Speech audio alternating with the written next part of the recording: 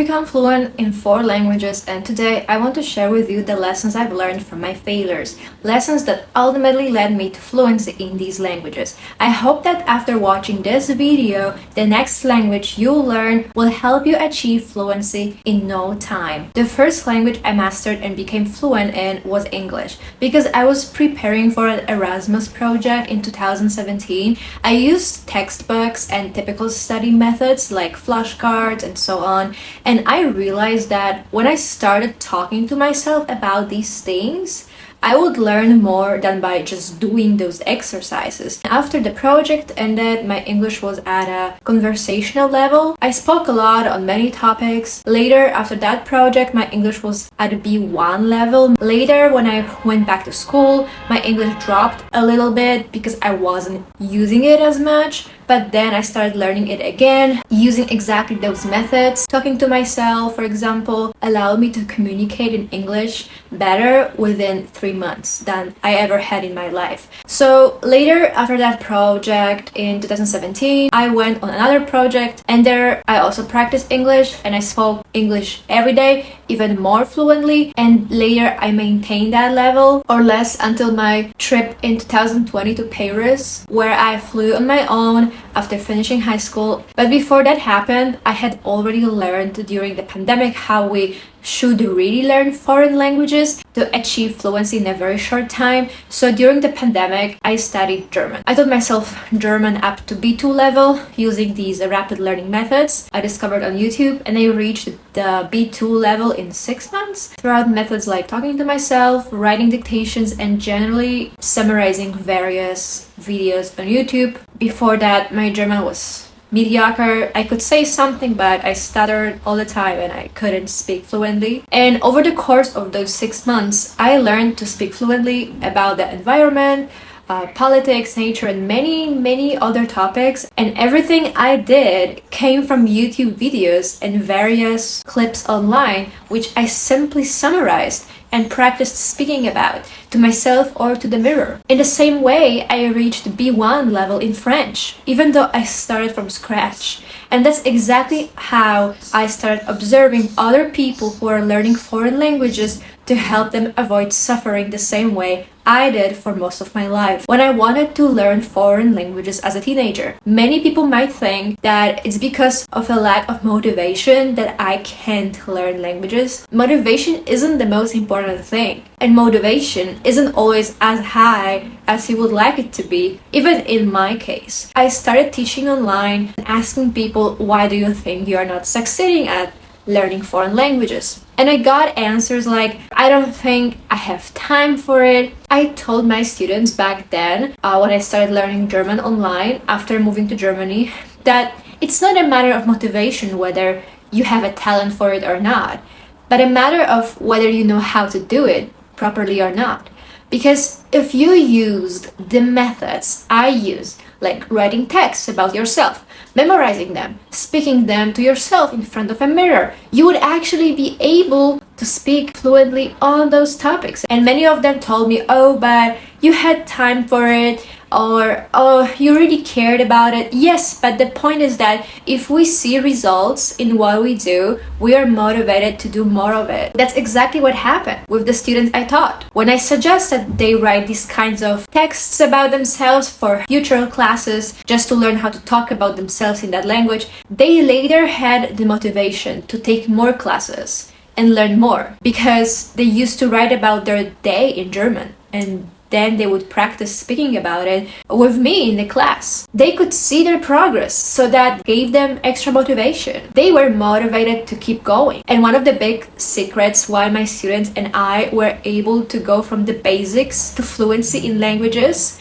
was that we wanted change. Because if someone has been using the same method for many years and it isn't working, and they still haven't thought about changing their approach, they simply have to keep spinning their wheels in that vicious cycle until they realize they need to break out of it. And many people think they need to know more vocabulary to be able to do more, to speak better, but that's not true. If we don't learn them in context, there's no point in learning them at all. That's why with the student I was teaching, we achieved fluency in German from scratch in just 3 months because we focused on what was most important to her. We learned things that interested her because it was about her. And the next thing was to maximize exposure to the language throughout the day. So I told her to listen to something in German every day. I told her to watch the most interesting videos and to save them on a playlist and watch them over and over again. Later,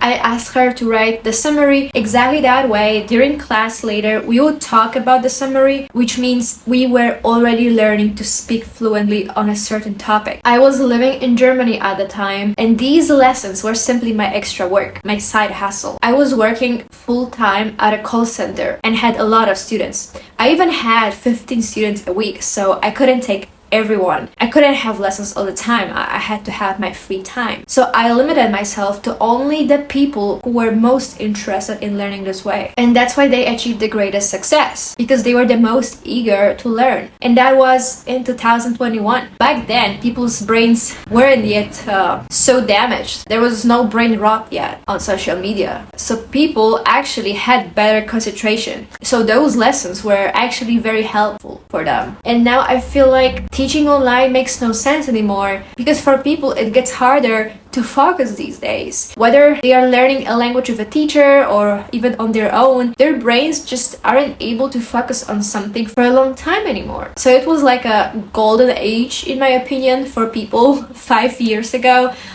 For learning languages and other skills, because it was before all these short form videos came out, which have really taken away our own desire to learn. I'll admit it myself too. I was better at it in the past. I would get up in the morning, study. Back when I didn't live in Germany, I had more free time, of course. I was living at my parents, so I would get up in the morning, I would go for a run, I would listen to a German audiobook, and then when I came back home, I would read a book in English.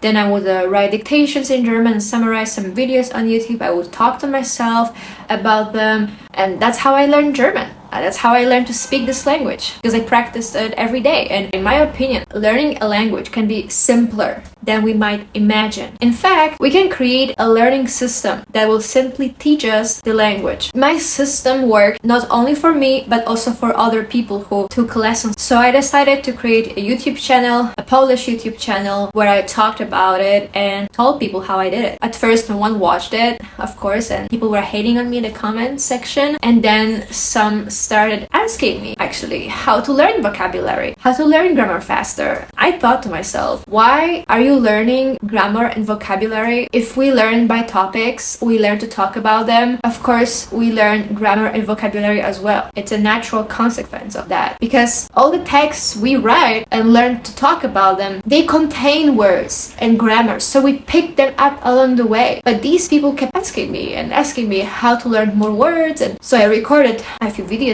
about it, on how to learn a large number of words in a very short time. And I realized that most people, even though they still realize that learning vocabulary doesn't get them any further, still want to learn vocabulary list itself, because it gives them the illusion of progress, of making headway. Because, for example, if they use a language app, they want to keep up with the score. So I decided to record videos where I talk about how to learn vocabulary. I showed people that if they write a text that contains, let's say 100 new words, and you learn this text, you can learn 100 new words a day. And if you write a text that contains 1,000 new words and you memorize it, you learn 1,000 new words. So later I created my own courses. Later, when I was getting so many messages from people saying that it actually works, that they had actually gone from A1 to B1 level in German, for example, in 3 months, or in English, that's when I realized that if I created courses showing people exactly how to do it, what I do, and what my students have been doing for many years, people would be able to make the same progress as I did on their own. It was in 2022 when I started my Polish channel. Of course, I didn't have many views. I'd been living in Germany for a year, and then I moved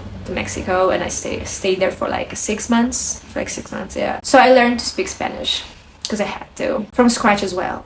which was very difficult because I didn't understand anything, and in Mexico people speak differently. So I used the exact same methods for that. I wrote summaries in Spanish of some YouTube videos. I listened to an audiobook. I wrote summaries from this audiobook, and I also made these like tables in Excel where I would like write down vocabulary from these summaries. So within 6 months I was able to reach a communicative level, starting truly from scratch. And that also made me realize something. It was that these methods work not only for learning English, German, or French, but for Spanish as well. Many people focus specifically on learning words, but if you're missing that component, which is connecting words and learning entire networks of words in context, you won't be able to learn the language. For years, even decades, you'll keep trying for a result that will never ever come. This method of learning a language is very effective, and I believe that if I had devoted even more time to it and listened to Spanish even more while I was in Mexico, I could have made even better progress in a shorter time. Because later, when I moved to Spain in 2023, it was the first time I lived in a country where a different dialect of Spanish was spoken. I didn't understand at all what people were saying to me. I didn't understand a word of what people were saying to me. I remember my employer sent me to a course, like an English Spanish course at a Spanish language school, to have like a language exam to check my level of Spanish, because in my job I had to speak only Spanish. So the woman who graded my exam told me I had a B2 level. And I laughed at her because I didn't believe it. How could it be possible that by writing a diary, summarizing texts, and listening to audiobooks, I had reached the B2 level in Spanish in just 6 months? So I reached B2 level in Spanish even though I'd actually taken a year-long break from the language. Well, so you see, these kinds of exams don't really reflect our language or our level either. Because even though on the exam I knew how to spell words correctly and how to mark the correct answers, I knew which ones were right, even though I knew how to write a text or a letter in Spanish. Most of my answers were correct, yeah, but I still didn't think that this could actually be a great indicator of my level, because the truth is that in real life we only have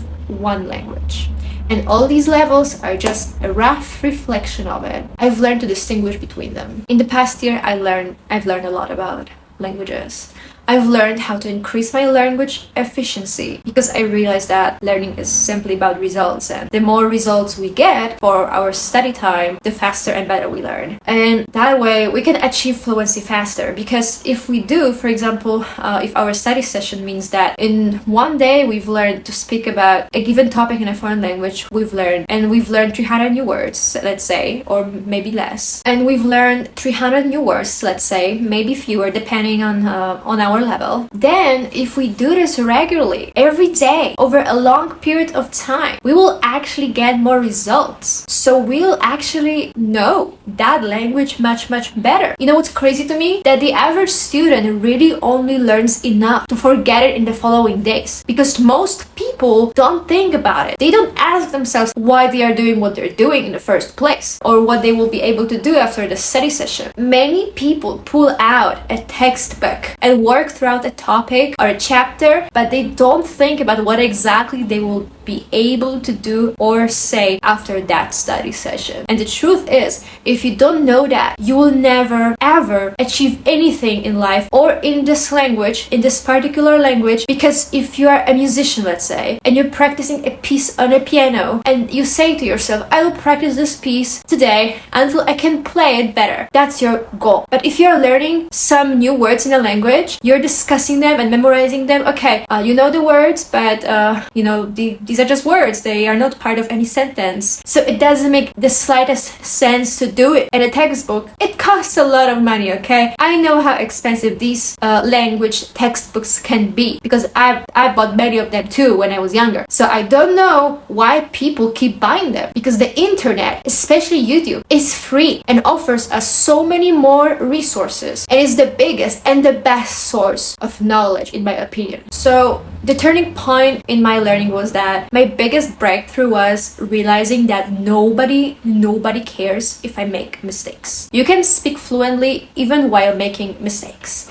And everyone makes mistakes, okay? In fact, we make mistakes even in our native language. I make mistakes all the time, and I don't think there's anything wrong with that. Of course, I correct myself and learn from it, but only those people who aren't afraid to make mistakes achieve fluency. And I'll say it again, only those people who aren't afraid to speak and make mistakes achieve fluency. Everything picks up speed over time. At first, it seems like we are moving at a snail's pace. I know, everything takes just too much time. But the truth is that at the beginning, we really have to spend a lot of time with the language to even start to understand how it sounds. We can speak fluently on many topics, and that's perfectly fine. We won't be fluent on every topic right away. That takes years. And if you're learning exactly in the same way I do, which gives you the best results, in my opinion, because you learn the most vocabulary in a short time, then if you keep doing this for years, for a decade, of course you'll be fluent on hundreds or thousands of topics in this language. Not on all of them, because the language is a bottomless pit. We will never know it perfectly. We don't even know our native language perfectly. There's no such thing as learning a language perfectly. Focus on what's the most important.